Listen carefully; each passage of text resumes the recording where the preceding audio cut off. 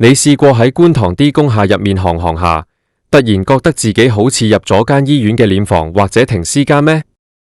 唔係講笑，我今日喺觀塘開源道行入呢間所謂嘅2026最新科技無人廚房，嗰種寒氣真係由腳底升上頭頂。入面一排排不鏽鋼嘅自動取餐櫃，加上嗰種死埋一邊嘅白光，我真啲以為自己係嚟認屍，而唔係嚟攞嘢食。最攞命嘅係，我滿心期待嗰盒賣成60幾蚊嘅乾炒牛河，一打開蓋，我仲以為自己買咗捲用過嘅濕紙巾，碎到連筷子都夾唔起。呢啲嘢真係俾人食㗎咩？我睇根本就係俾動物食嘅飼料。講起觀塘，大家第一時間諗到嘅肯定係老蔡。2026年嘅今日，觀塘嘅交通依然係嗰種令人崩潰嘅程度。我今日由觀塘站行過嚟，明明只係幾百米嘅路，我行咗成15分鐘，成身汗都算啦，仲要喺啲工廠大廈之間穿嚟插去。呢啲起碼有40-50年樓齡嘅工廈，入面啲升降機殘到你唔敢坐，但偏偏呢啲地方就收埋咗好多所謂嘅隱世美食。不過今日我遇到呢間唔係隱世，係直頭應該去世。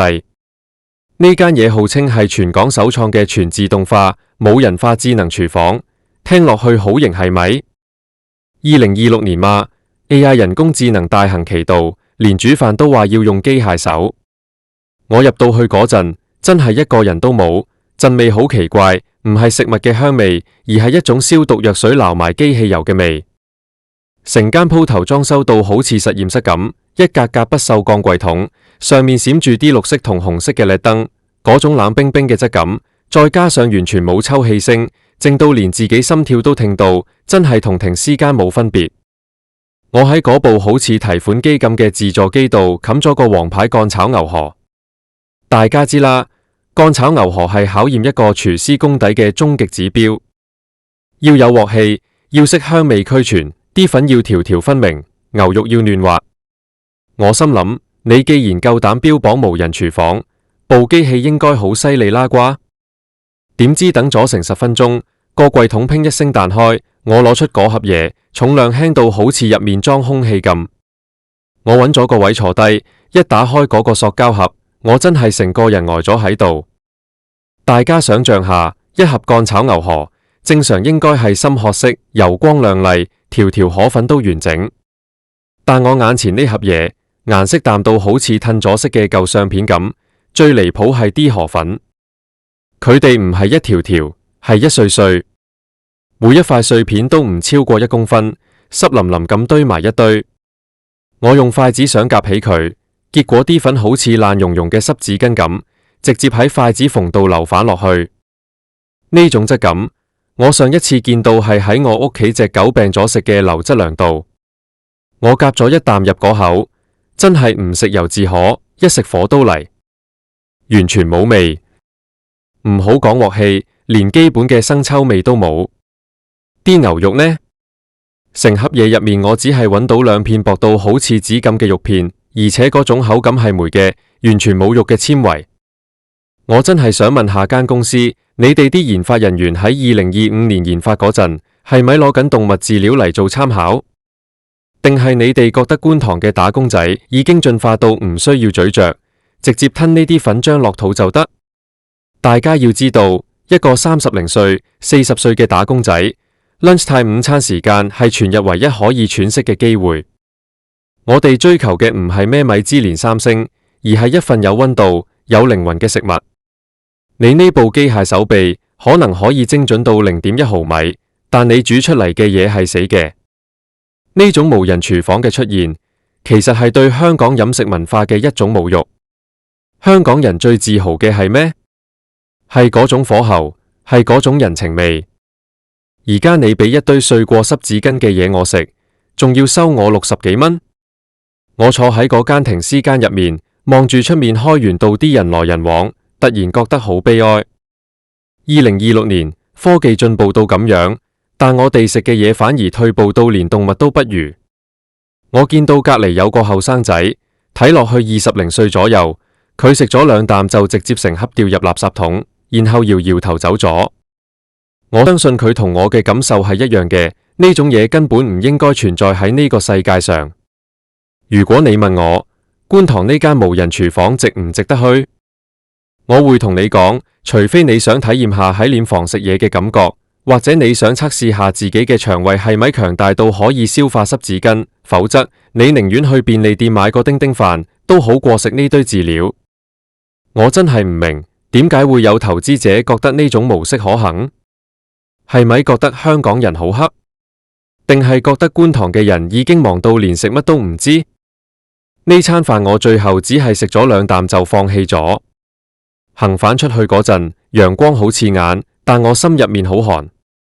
我喺度諗，如果未來我哋嘅下一代10幾歲嘅細路，佢哋以為呢啲碎濕濕冇靈魂嘅嘢就叫做乾炒牛河，咁香港嘅美食天堂美譽真係可以正式宣告死亡。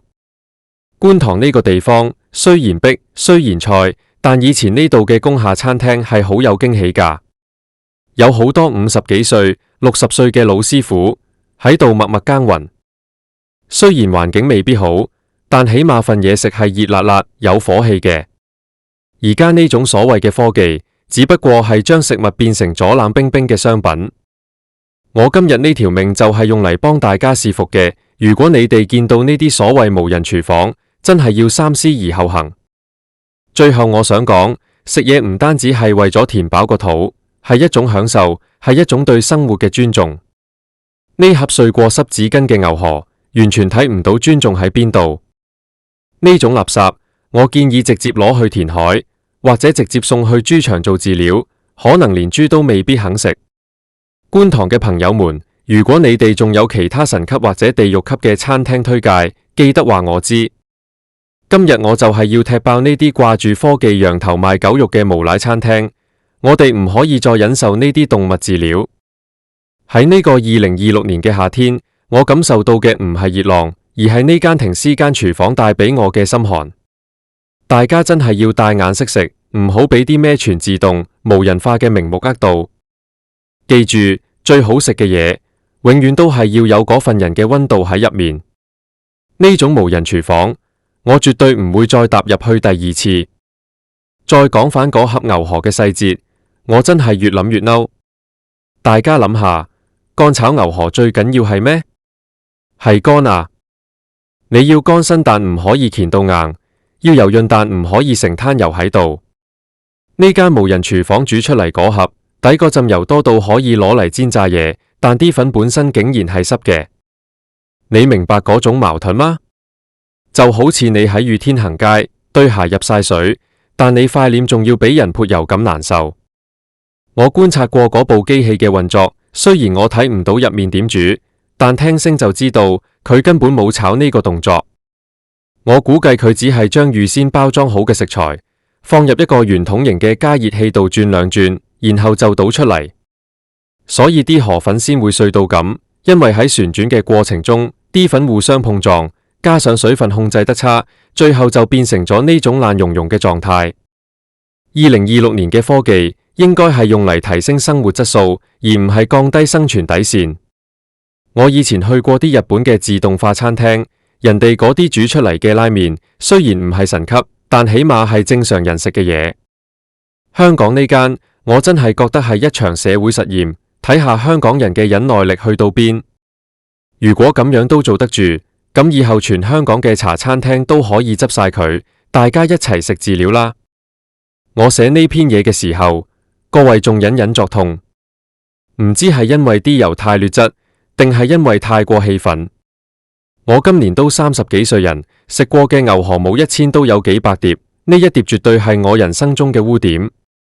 我甚至懷疑佢哋用嗰啲所謂牛肉，係咪2025年堆填區回收返嚟嘅合成肉？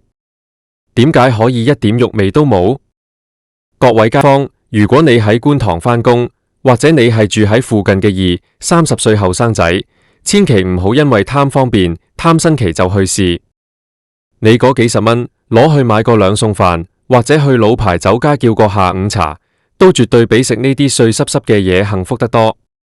我哋要用消費去投票，話俾呢啲商家聽，我哋係人，唔係食飼料嘅動物。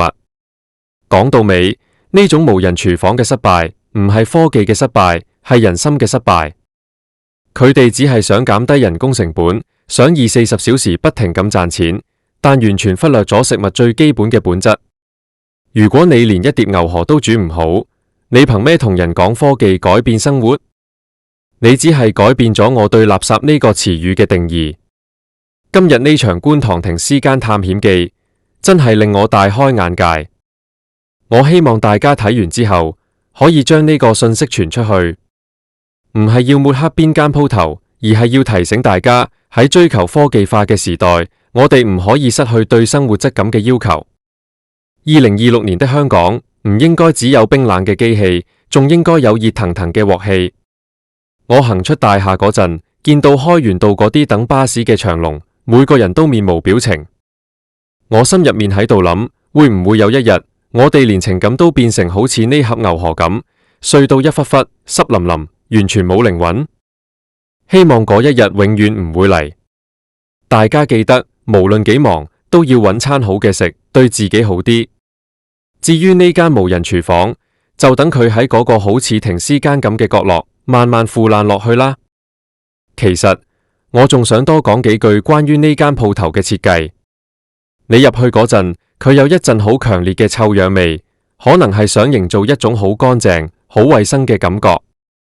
但對於我哋呢啲食客嚟講，呢種味道只會令你聯想到手術室。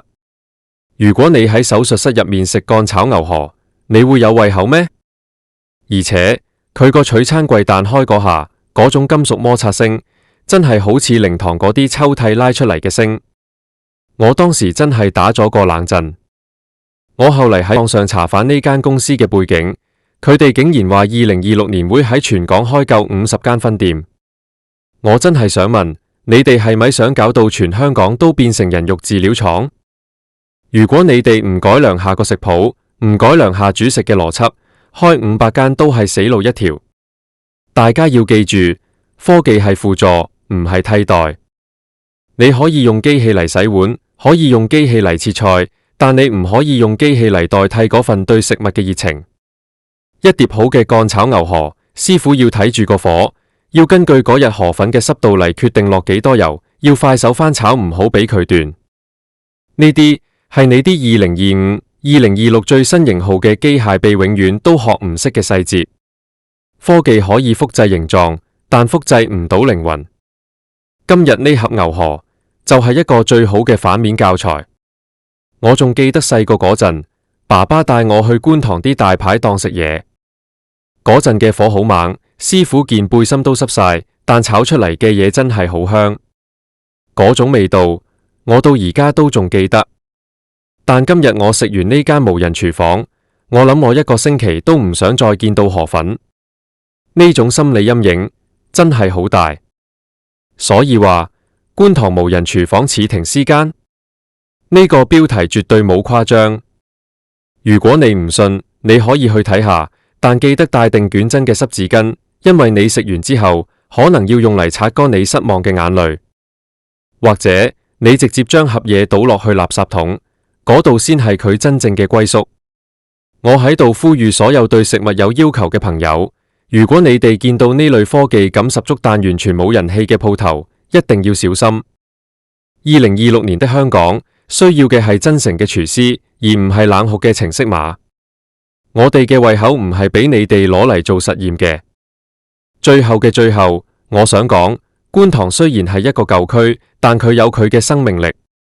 呢種生命力係嚟自於人，嚟自於嗰啲喺街頭巷尾努力生活嘅人。請唔好用呢種毫無溫度嘅無人廚房嚟破壞呢份生命力。大家食餐好嘅，生活先至有動力。呢盒碎過濕紙巾嘅牛河，就由佢消失喺歷史嘅垃圾桶度啦。唔好意思，我真係越講越火大，因為呢碟牛河真係刷新咗我對難食嘅底線。如果你問我，如果要俾分，我會俾幾分？我會俾-99分。正反嗰1分係俾佢部自助機，起碼佢仲識得找錢俾我。雖然我寧願佢唔好收我錢，直接叫我唔好食。大家想象下，當你以為2026年的生活會好似科幻電影咁美好，結果你發現你只係喺一個高級啲嘅籠入面食緊垃圾。呢種落差先係最令人心痛嘅。觀塘嘅朋友們，大家要互相保重，避開呢啲地雷。如果你哋喺工廈見到一排排閃住綠光嘅櫃，記得掉頭走，唔好回頭。我今日嘅分享就到呢度。雖然我食到想嘔，但我希望我嘅經歷可以幫到大家。記得生活已經好苦，千祈唔好再俾呢啲飼料加苦。我哋下次再見，希望下一次我可以揾到一間真正值得去嘅隱世美食，補償返我今日受傷嘅心靈同埋個胃。